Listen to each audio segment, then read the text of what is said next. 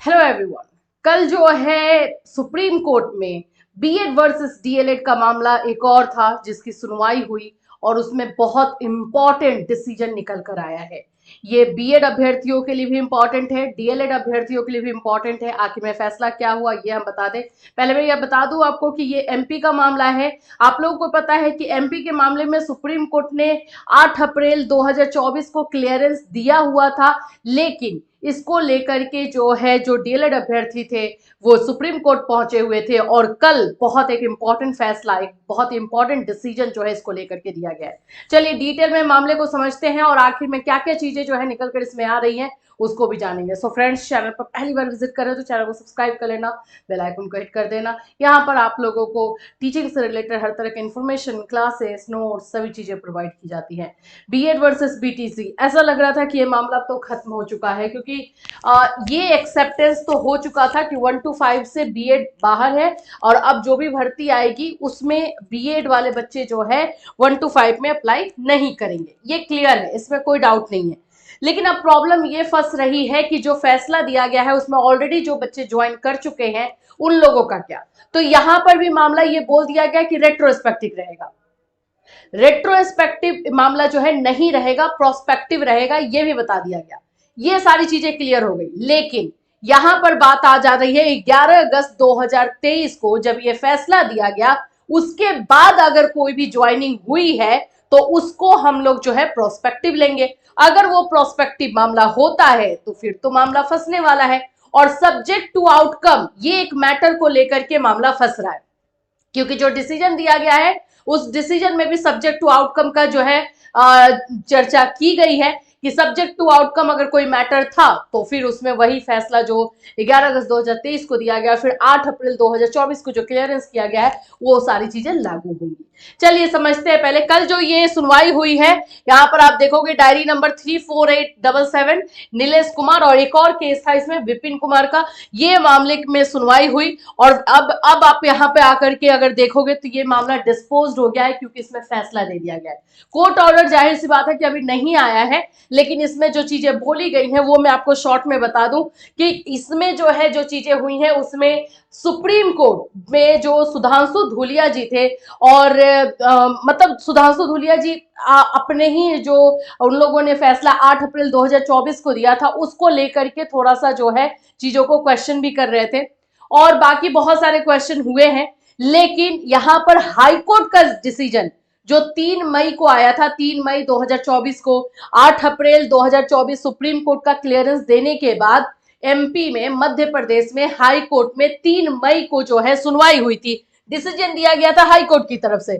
उस डिसीजन में भी बहुत सारी चीजें थी जो कि डीएलएड अभ्यर्थियों के को जो है सही नहीं लगी थी और ये फैसला 3 मई 2024 को आया था हाई कोर्ट की तरफ से।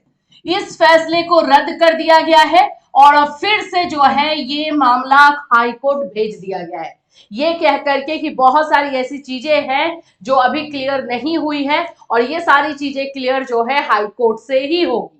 तो अब इस मामले को, ये डिसीजन देखो, ये बहुत इंपॉर्टेंट डिसीजन दिया गया है सुप्रीम कोर्ट की तरफ से। अब ये मामला जब हाई कोर्ट अगर भेजा गया है तो जाहिर सी बात है कि जो डिसीजन हाई कोर्ट ने दिया है उसमें चेंजेस आ सकते हैं, परिवर्तन हो सकता है और अगर चेंजेस होगा तो बीएड अभ्यर्थियों के लिए खतरे की घंटी है जो ज्वाइन कर रहे हैं। तो अभी जो ज्वाइन कर चुके हैं एक्चुअली में और जो नौकरी कर रहे हैं, तो अभी इसमें जो है एक कल जो ये डिसीजन आया है बहुत सारी चीजों पे क्वेश्चन कर रहा है। देखो हमारी न्यायपालिका, हमारी जो चीजें हैं, आप सही डिसीजन, जब डिसीजन एक बार होना है तो सही चीजों पर हो जानी चाहिए। ये बार बार बच्चों को दोहराना, देखो चाहे वो डीएलएड अभ्यर्थी हो चाहे बीएड अभ्यर्थी हो, आखिर में उनका पैसा तो लग रहा है ना, आखिर में एडवोकेट करना, पैसा देना, ये सारी चीजें तो हो रही है। तो एक बार पहले तो बच्चे तैयारी करते हैं कि हमें अपनी डिग्री को कंप्लीट कीजिए, कंपटीशन निकालिए, फिर चिल्लाइए कि वैकेंसी निकालो, वैकेंसी निकले तो हम उसमें अप्लाई करें, फिर उनको हटाया जाए। आखिर में ये एजुकेशन सिस्टम, ये सारी चीजें चल क्यों रही है? क्यों एक बार में सही नियम नहीं बन रहा है जो सभी के लिए सही हो?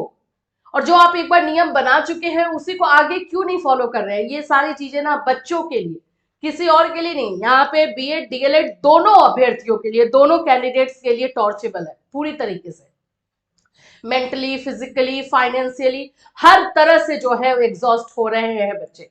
तो कल जो डिसीजन दिया गया है उसमें फिर से मामला हाई कोर्ट जाएगा और हाई कोर्ट में इसको लेकर के जो है फिर से सुनवाई होगी। और अब जो हाई कोर्ट का डिसीजन आया था ये 3 मई वाला, इसको रद्द कर दिया गया है। अभी यही आ रहा है, अभी देखो कोर्ट ऑर्डर आएगा तो और डिटेल में चीजें पता चलेंगी। फिलहाल के लिए यही चीजें क्लियर हो रही है कि मामले को रद्द कर दिया गया है और डिसीजन जो था वो रद्द कर दिया गया है। और यहाँ पर जितने भी मामले सब्जेक्ट टू आउटकम वाले थे, जो भी मामला था बीएड वर्सेस बीटीसी में सब्जेक्ट टू आउटकम का जो भी मामला था, जितने भी रीट थे सभी में जो है सुनवाई के लिए बोला गया है। सब्जेक्ट टू आउटकम सहित तमाम मामलों को एक साथ हाईकोर्ट में डिसाइड करने वाले मध्य प्रदेश डबल बेंच के आदेश दिनांक 3/5/2024 के आदेश को रद्द कर दिया गया तथा हाई कोर्ट से सभी रीट याचिकाओं पर मेरिट के आधार पर पुनर्विचार करने को कहा है।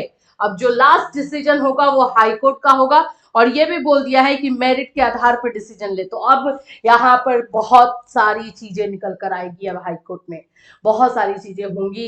अब ये सुप्रीम कोर्ट का आदेश है तो हाई कोर्ट तो उस पर अमल करेगी, लेकिन अब देखना है कि एमपी गवर्नमेंट जो मध्य प्रदेश सरकार है वो अब क्या करती है, क्योंकि जो चीजें अभी तक हम लोग देख रहे हैं वो सब यहाँ तक अगर ये मामला मध्य प्रदेश में पहुंचा है तो सिर्फ और सिर्फ एमपी गवर्नमेंट के की वजह से ही पहुंचा है, क्योंकि वो लोग बीएड अभ्यर्थियों को नो डाउट विदाउट एनी कि हाँ वो सपोर्ट कर रहे थे और जिससे कि डीएलएड अभ्यर्थियों को अभी तक जो चीजें देखने को मिली है वो हुआ है।